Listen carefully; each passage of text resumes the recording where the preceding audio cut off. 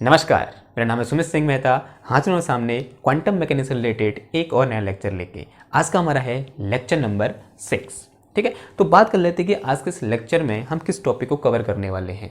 जैसे कि आप सब लोग जानते हो, इससे पिछले वाले लेक्चर में हमने फोटो इलेक्ट्रिक इफेक्ट के बारे में क्या किया था, डिस्कस किया था, और एक्सपेरिमेंटली हमने फोटो इलेक्ट्रिक इफेक्ट को एक्सप्लेन किया था, और हमने वहाँ पर फोटो इलेक्ट्रिक इफेक्ट के कुछ क्या दिए थे, फंडामेंटल लॉ दिए थे।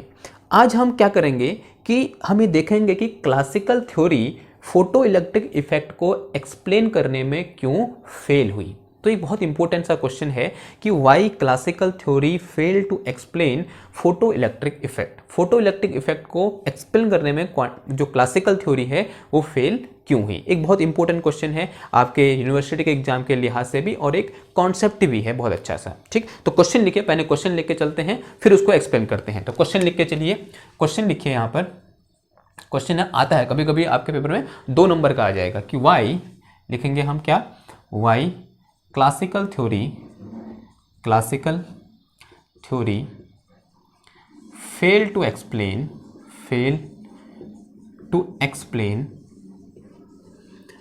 Photo electric effect.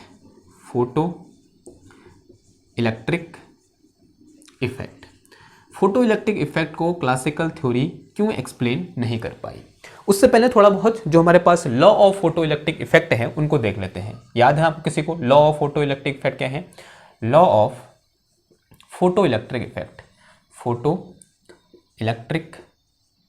इफेक्ट क्या है, बता सकते हो आप? Law of photoelectric effect, पहला लॉ क्या है? जीनियस बच्चों को पता होगा। पहला लॉ क्या है, बताइए फटाफट। पहला लॉ है कि इंटेंसिटी ऑफ रेडिएशन, या बोल सकते हैं जो फोटो इलेक्ट्रिक करंट है वो इंटेंसिटी ऑफ रेडिएशन में क्या होती है, डायरेक्टली प्रोपोर्शनल होती है। या फिर इसको ऐसे ही बोल सकते हैं कि number of photoelectron ejected from the metal surface is directly proportional to the intensity of radiation. तो क्या है पहला लॉ हमारे पास, जल्दी लिखिए। Number of photoelectron are directly proportional sign बना दिया, ठीक है, या फिर वैसे लिखें, चलो ऐसे प्रोपोर्शनल साइन बना दिया, प्रोपोर्शनल टू द क्या भाई, इंटेंसिटी ऑफ रेडिएशन। क्या है? Intensity of radiation. ठीक है, इंटेंसिटी ऑफ रेडिएशन कैसे दिखाया था हमको? अगर नंबर ऑफ फोटो इलेक्ट्रॉन ज्यादा होंगे, ज्यादा करंट होगी, तो हम यही बोल सकते हैं कि फोटो करंट, इसको ऐसे ही बोल सकते हैं हम, photocurrent is directly proportional to the intensity. ठीक है, directly proportional to the intensity. पिछले लेक्चर में ग्राफ भी ड्रॉ किया था हमने इसके बीच, और ये अगर इंटेंसिटी कैपिटल आई है और यहाँ अगर करंट है तो दोनों के बीच कैसा ग्राफ आया था, इस तरीके का एक लीनियर ग्राफ आया था, या फिर एक स्ट्रेट लाइन ग्राफ आया था। ठीक है, तो ये क्या दिखा रहा है कि photocurrent is directly proportional to intensity, या फिर number of photoelectron are directly proportional to the intensity of radiation. ये तो क्या था, हमारा पहला लॉ था। दूसरा लॉ क्या था, जल्दी बताइए, अगर आपको याद है तो जल्दी बताएं। दूसरा लॉ क्या था हमारे पास, कि जो मेरे पास एनर्जी ऑफ फोटो इलेक्ट्रॉन होती है वो इंटेंसिटी पर डिपेंड नहीं करती है। तो दूसरा लॉ क्या था, energy of photo electron, energy of कौन सी एनर्जी हो गया, ऑब्वियसली बात है kinetic energy. Energy of photo electron does not depends upon intensity of radiation, या फिर सिंपल इंटेंसिटी। अब किस पर डिपेंड करती है? फिर वहीं पर हमने एक्सप्लेन किया था, इट डिपेंड्स अपॉन कॉमा लगेगा, इट डिपेंड्स अपॉन किस पर, फ्रीक्वेंसी ऑफ रेडिएशन। किस पर डिपेंड करती है? ये फ्रीक्वेंसी पर। ये क्या लिखा है, फ्रीक्वेंसी लिखा है। ठीक है, किस पर डिपेंड करती है, फ्रीक्वेंसी पर। ये क्या था हमारा सेकंड लॉ था। थर्ड लॉ क्या था? थर्ड लॉ था कि किस तरीके से फ्रीक्वेंसी पर डिपेंड करती है। थर्ड लॉ था हमारे पास क्या, कि energy of photoelectron is directly proportional to the frequency. क्या पढ़ा था हमने, कुछ ऐसा पढ़ा था कि energy of photo electron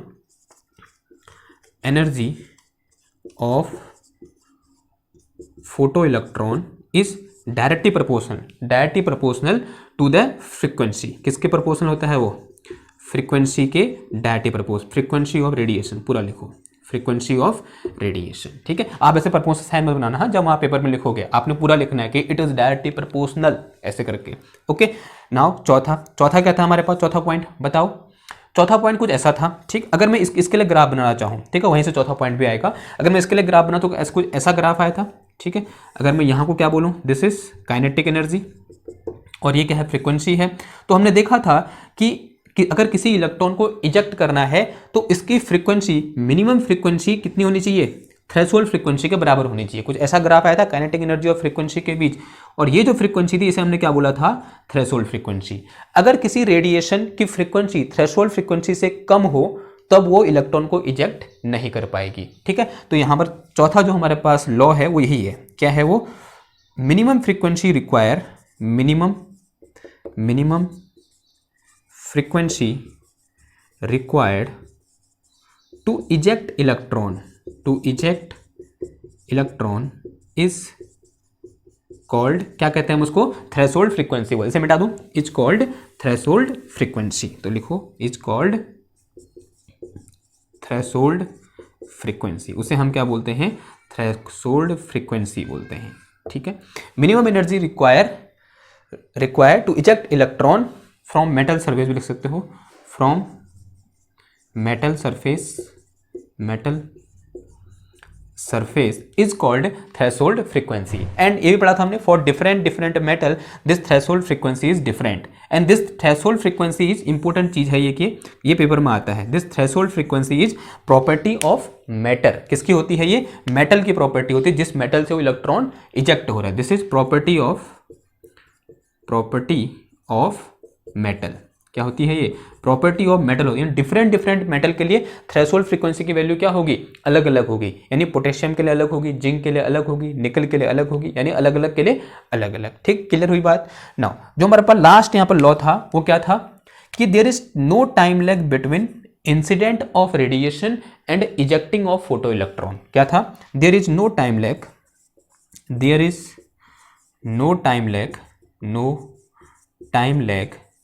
between ejecting of electron and दूसरा क्या था, there is no time lag between ejecting of, sorry पहले वो लिखो, incident of radiation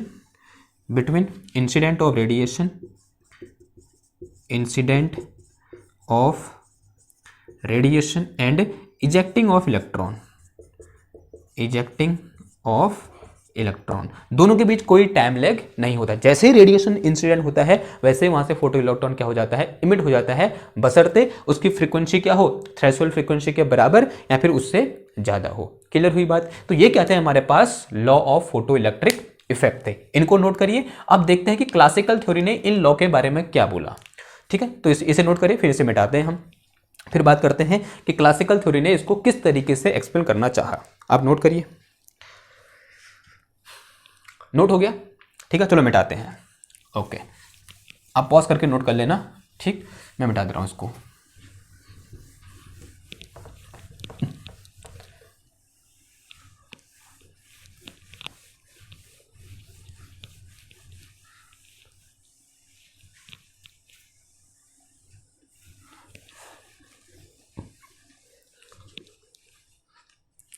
ठीक, तो लिखो classical explanation of photoelectric effect.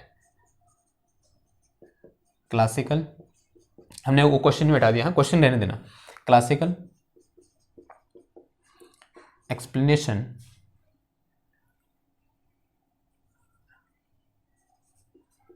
Of photoelectric effect.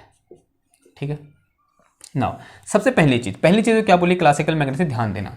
Now classical mechanics में क्या होता है, एनर्जी किस फॉर्म में चलती है, वेव फॉर्म में चलती है। अभी जो कोई भी रेडिएशन है वो किस फॉर्म में चलता है, वेव के फॉर्म में चलता है। देखो क्लासिकल थ्योरी क्या बोलती है, जो लाइट सन से निकल रही है, फिर कोई भी रेडिएशन है, वो एक्सरे हो सकता है, वो विजिबल हो सकता है, वो यूवी हो सकता है, वो इंफ्रारेड हो सकता है, इंफ्रारेड रेडिएशन हो सकता है।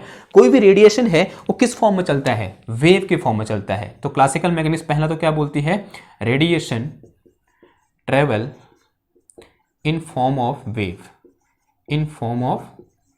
वेव। ठीक है, किस फॉर्म में चलती है, वेव के फॉर्म में चलती है। और वेव कैसी होती है, कंटिन्यूअस होती है। कैसी होती है, ये कंटिन्यूअस होती है। यानी क्लासिकल मैकेनिक्स क्या बोलती है, अगर वेव कंटिन्यूअस है और रेडिएशन वेव के फॉर्म में चल रहा है, रेडिएशन क्या है, एनर्जी है। ठीक, तो क्लासिकल मैकेनिक्स क्या बोलती है, एनर्जी इज कंटिन्यूअस। क्या बोलती है ये, एनर्जी इज कंटिन्यूअस। एनर्जी कैसा होता है, कैसी होती है, कंटिन्यूस होती है। क्लासिकल मैकेनिक्स क्या बोलती है? एनर्जी इज कंटिन्यूस ना। अब देखो अब होगा क्या, देखो ठीक, एनर्जी इज कंटिन्यूस। एनर्जी कैसी होती है? कंटिन्यूस होती है। ऐसा बोला किसने? क्लासिकल थ्योरी ने ना। अब देखो कोई भी अगर मैं अज्यूम कर लूँ कोई मेरे पास यहाँ पर एक प्लेट है, एक ऐसी प्लेट है, मेटल की प्लेट है, यहाँ पर कोई एक रेडिएशन इस तरीके से क्या हुआ? इंसिडेंट हुआ, ठीक, किस फॉर्म में? वेव के फॉर्म में। वो किससे टकराएगा? एक इलेक्ट्रॉन से टकराएगा। माना अज्यूम कर ले यहाँ पर क्या है? कोई एक इलेक्ट्रॉन है, यहाँ पर क्या है? कोई इलेक्ट्रॉन है। तो क्या करेगा? इलेक्ट्रॉन इस रेडिएशन को एब्जॉर्ब करेगा और यहाँ से बाहर चला जाएगा, ठीक है। इस इलेक्ट्रॉन को क्या करेगा? ये एब्जॉर्ब करेगा और यहाँ से क्या हो जाएगा? बाहर चला जाएगा। मैंने अज्यूम कर लिया। अब देखो क्लासिकल मैकेनिक्स में एनर्जी को कैसे मेजर करते हैं हम? Energy is measure in terms of intensity. कैसे मेजर करते हैं हम? इंटेंसिटी के टर्म में मेजर करते हैं। कैसे? इंटेंसिटी के टर्म में, ठीक है। जिस रेडिएशन की क्लासिकली हम क्या बोलते हैं? जिस रेडिएशन की इंटेंसिटी ज़्यादा होगी उसकी एनर्जी ज़्यादा होगी, जिसकी इंटेंसिटी कम होगी उसकी एनर्जी कम होगी। ऐसा हम कैसे बोलते हैं? क्लासिकल मैकेनिकली बोलते हैं, ठीक है ना। अब देखो अगर मैं अज्यूम करूं कि यहाँ पर एक मैंने पहले 100 वाट का बल्ब लगाया, कितने वाट का? 100 वाट का, यानी 100 वाट क्या है? इंटेंसिटी है इसकी। 100 वाट का बल्ब लगाया, ये रेडिएशन इस इलेक्ट्रॉन में पड़ा और इलेक्ट्रॉन यहाँ से क्या हो गया? इजेक्ट हो गया, ठीक। माना इसके पास कुछ एनर्जी है, यानी इसके पास क्या है? कुछ इलेक्ट्रॉन का कुछ काइनेटिक एनर्जी है। लेट अस से वो कितनी है हमारे पास? 50 जूल है। कितनी है? 50 जूल इसके पास काइनेटिक एनर्जी है जब यहाँ से इजेक्ट हुआ ना। अब मैंने क्या किया? इसको यहाँ से इस जो मेरे पास यहाँ पर क्या था? सोर्स था, इसकी इंटेंसिटी को बढ़ाया, कितना कर दिया? 200 वॉट कर दिया। कितना कर दिया? 200 वॉट। 200 वॉट यानी यहाँ पर मैंने एक ऐसा बल्ब लगाया जिसकी इंटेंसिटी कितनी है? जो किस इंटेंसिटी का रेडिएशन डालता है? 200, यानी इंटेंसिटी क्या कर दी मैंने? दोगुनी कर दी। अब जैसे मैंने इंटेंसिटी दोगुनी करी, यानी यहाँ पर जो इस इलेक्ट्रॉन पर पड़ने वाली जो एनर्जी होगी वो भी क्या हो जाएगी? ट्वाइस हो जाएगी। क्लासिकल मैकेनिकली हो रहा है, ध्यान देना। वो एनर्जी भी क्या हो जाएगी? ट्वाइस हो जाएगी। अगर वो एनर्जी ट्वाइस होगी, यहाँ पर जो इलेक्ट्रॉन की जो एनर्जी होगी, जो इजेक्टेड इलेक्ट्रॉन की एनर्जी होगी वो भी तो क्या हो जाएगी? ट्वाइस हो जाएगी, क्योंकि वो इलेक्ट्रॉन क्या कर रहा है? उस एनर्जी को एब्जॉर्ब कर रहा है और उसके बाद इजेक्ट हो रहा है। यानी जो उसके बाद जो इजेक्ट होने के बाद जो उसके बाद काइनेटिक एनर्जी होगी वो पहले की काइनेटिक एनर्जी क्या होगी? दोगुनी हो जाएगी। ऐसा होगा, यानी इंटेंसिटी बढ़ाने पर एनर्जी क्या हो जानी चाहिए थी? बढ़ जानी चाहिए थी। ऐसा कौन बोलता है? क्लासिकल मैकेनिक्स बोलती है। लेकिन एक्सपेरिमेंटली क्या देखा गया? एक्सपेरिमेंटली देखा गया कि एनर्जी बढ़ाने पर यहाँ पर इंटेंसिटी बढ़ाने पर एनर्जी में कोई फर्क नहीं पड़ा। हमने लिखा था ना लॉ पे, क्या कि energy of photoelectron is independent of किसके? इंटेंसिटी ऑफ रेडिएशन के, ठीक। तो क्लासिकल मैकेनिक्स से हम यहाँ पे लिख के चलेंगे, हम क्या बोलेंगे? फिर लिख के जा समझ में आएगा। देखो क्या बोलेंगे हम, इसे मिटा दूं। अकॉर्डिंग टू क्लासिकल मैकेनिक्स, तो लिख के चलते हैं, according to classical mechanics, according to classical mechanics, energy यहाँ बोल सकते हैं energy of electron, energy of ejected electron या फोटो इलेक्ट्रॉन नहीं बोल सकते हैं, ejected electron increase with intensity, increase with intensity of radiation, intensity of radiation, but experimentally it is found that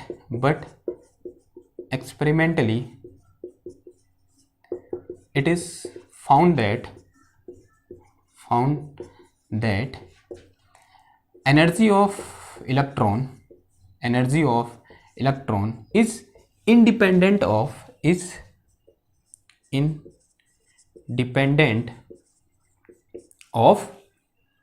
intensity, is independent of intensity, ठीक है। वो किस पर डिपेंड नहीं करती है? इंटेंसिटी पर डिपेंड करती ही नहीं है। ऐसा हमने एक्सपेरिमेंटली हमें देखने को मिला। तो ये ऐसा क्यों हुआ? क्लासिकल मैकेनिक्स उस चीज को एक्सप्लेन कर ही नहीं पाई। तो ये क्या होगी? पहला फेलियर हो गया। नाउ दूसरा फेलियर क्या है? Second failure. नाउ अब देखो, तो क्लासिकल मैकेनिक्स क्या बोलती है? अगर मुझे किसी भी मेटल सरफेस से इलेक्ट्रॉन क्या करना है? बाहर निकालना है, तो मैं क्या करूं? उसकी इंटेंसिटी बढ़ा दूं, बस फ्रीक्वेंसी चाहे कुछ भी हो। लेकिन क्या ऐसा होता है? ऐसा नहीं होता है।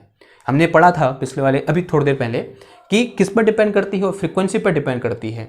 अगर किसी रेडिएशन की फ्रीक्वेंसी थ्रेशोल्ड फ्रीक्वेंसी से कम हो तो वो उस मेटल की सरफेस से इलेक्ट्रॉन को इजेक्ट नहीं कर पाएगी, चाहे उसकी इंटेंसिटी कुछ हो।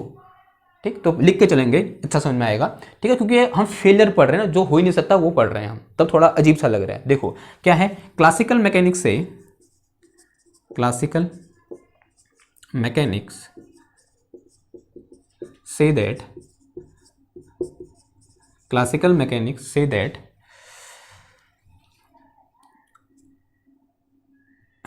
we can eject electron from metal surface with at any frequency of radiation, at any frequency of radiation. लेकिन चाहे रेडिएशन फ्रीक्वेंसी कुछ हो, क्लासिकल मैकेनिक्स बोलती है चाहे फ्रीक्वेंसी कुछ भी हो, हम वहां से इलेक्ट्रॉन को इजेक्ट कर सकते हैं। कैसे? By increasing intensity, by increasing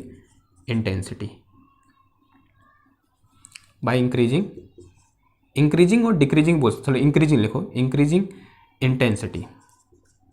ठीक है, इंटेंसिटी बढ़ाओ, इलेक्ट्रॉन बाहर निकालो, ये किसका मानना है? क्लासिकल मैकेनिक्स का मानना है। लेकिन but experimentally it is found that, experimentally it is found that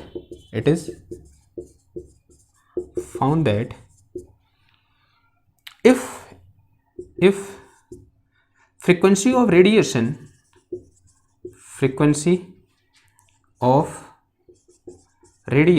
is less than threshold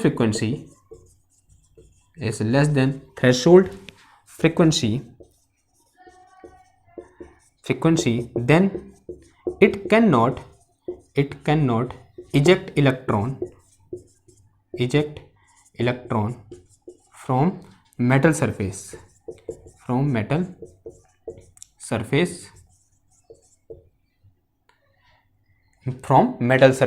चाहे उसकी फ्रीक्वेंसी कुछ भी हो। तो क्या लिखेंगे यहां पर? फ्रॉम द मेटल सरफेस, क्या लिखा हमने, दोबारा देखें। And experimentally it is found that if frequency of radiation is less than threshold frequency, then it cannot eject electron from the metal surface। इसके आगे लिख दो, चाहे इंटेंसिटी कुछ भी हो,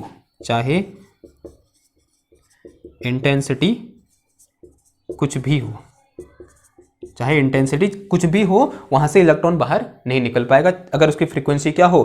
थ्रेशोल्ड फ्रीक्वेंसी से कम हो। ये दूसरा फेलियर हो गया। नाउ तीसरा फेलियर क्या था? तीसरा फेलियर देखो, क्लासिकल मैकेनिक्स बोलती है अगर इंटेंसिटी और रेडिएशन बहुत कम होगा तो इलेक्ट्रॉन को निकलने में टाइम लगेगा। तो क्या बोलती है? Classical mechanics says, classical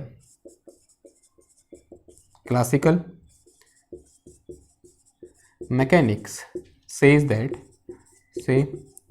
that if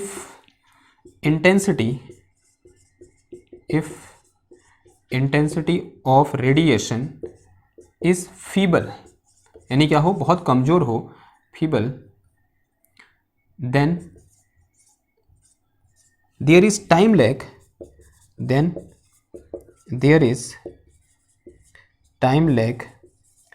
between incident of radiation and ejection of electron, but which is not true, जो सत्य नहीं है। but experimentally it is found that,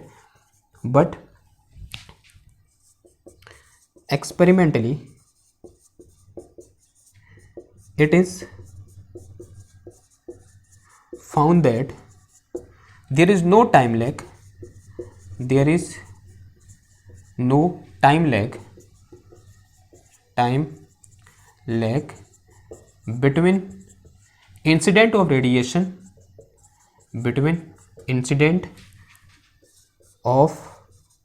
radiation and ejection of electron,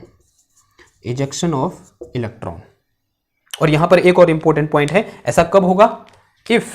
only when frequency of radiation frequency of radiation is greater और equal to threshold frequency. ठीक है, जो frequency of radiation क्या होगा, ग्रेटर और इक्वल क्या होगा, या तो ज़्यादा होगा या फिर उसके बराबर होगा, किसके, थ्रेशोल्ड फ्रीक्वेंसी के बराबर। म्यू नॉट क्या है यहाँ पर, थ्रेशोल्ड फ्रीक्वेंसी है।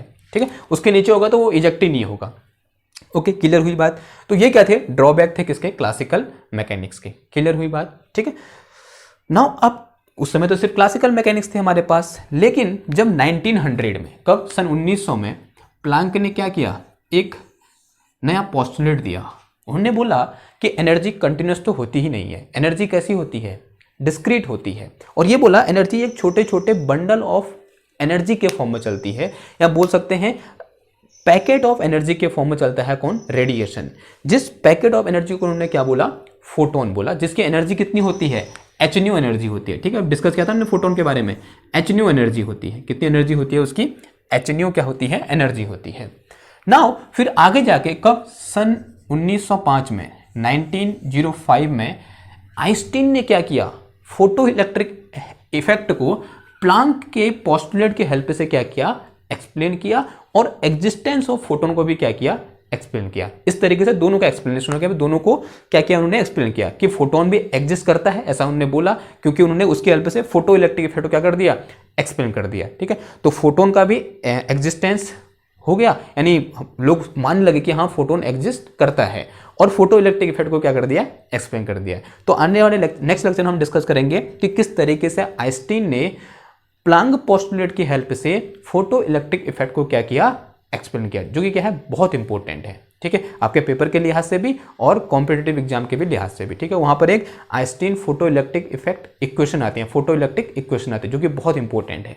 ठीक, तो आई होप आपको ये समझ में आएगा कि क्लासिकल एक्सप्लेनेशन क्यों फेल हुआ, क्लासिकल थ्योरी क्यों एक्सप्लेन। तो सिंपल सा आंसर है, वो बार बार इंटेंसिटी की बात कर रही थी, जबकि वो इंटेंसिटी पर डिपेंड नहीं करता। किस पर डिपेंड करता है, फ्रीक्वेंसी पर डिपेंड करता है। तो आइंस्टीन वही लेके चलेंगे और बढ़िया तरीके से क्या कर देंगे, एक्सप्लेन कर देंगे। ठीक है, वो हम देंगे कब, नेक्स्ट लेक्चर में। तो मिलते हैं आपसे नेक्स्ट क्लास में, तब तक थैंक यू, धन्यवाद।